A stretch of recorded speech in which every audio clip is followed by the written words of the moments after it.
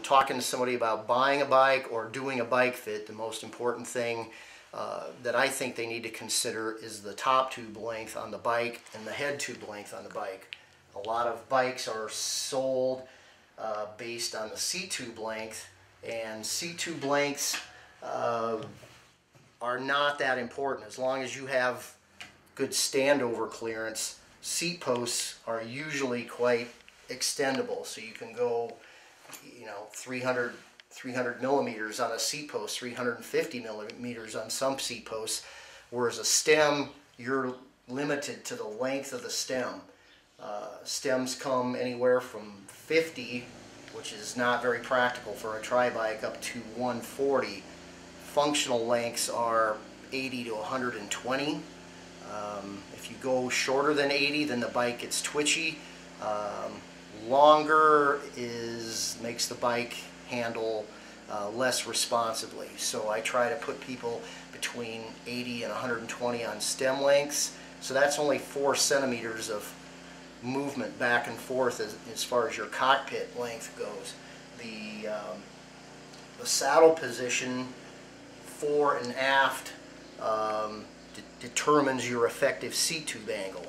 So a lot of the tri-bikes are coming with seat tube angles of 76 to 78 degrees. Some of the athletes I work with are riding effective seat tube angles as far advanced as 81 degrees.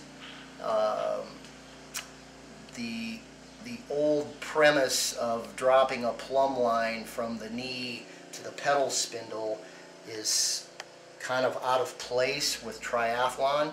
It's more important with road bikes, and road bikes are limited by the UCI and how far advanced the seat nose can be in front of the bottom bracket. For a bike that's being raced in a UCI sanctioned time trial, the nose of the saddle has to be 5 centimeters behind the center of the bottom bracket. So this bike would not be legal in that position. I could make it legal by sliding it all the way back.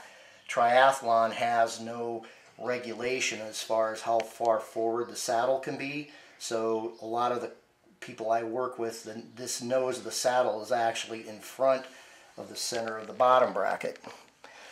If it's equal, you're approximately at 78 degrees, and then if you go beyond that, it depends on the size of the frame, but if you go beyond that, then you're getting into steeper seat tube angles. The steeper seat tube angles allow a person to ride a bigger drop to the handlebars without putting their knees into their chest. A lot of the super bikes that are coming out now have such short head tube angles that the average guy cannot ride those bikes because they're just there's just too aggressive of a drop. And if somebody's going to be doing an Ironman, they need to be able to ride the bike comfortably and be in a sustainable position for the duration of the race. So if somebody's going to do a time trial and it's 10 miles, you can ride very aggressive and just be uncomfortable for that length of time. If you're going to be out there doing a full Ironman, which is several hours, they're not going to probably be able to tolerate as big of a drop. When I do bike fits, I always talk with my customers and solicit feedback, and sometimes during a fit they can't really tell me for sure if a big drop to the handlebars is going to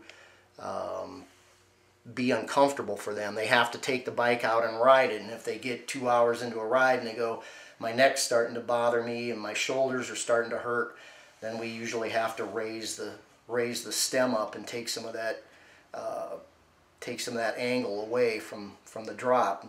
The idea being with the flat positions to make the body frontal surface as small as possible so that they go through the air more efficiently. But certain people's physical limitations and build and flexibility just don't allow that to happen. So those are some of the things I really look at for bike fitting. Everybody can't ride every frame.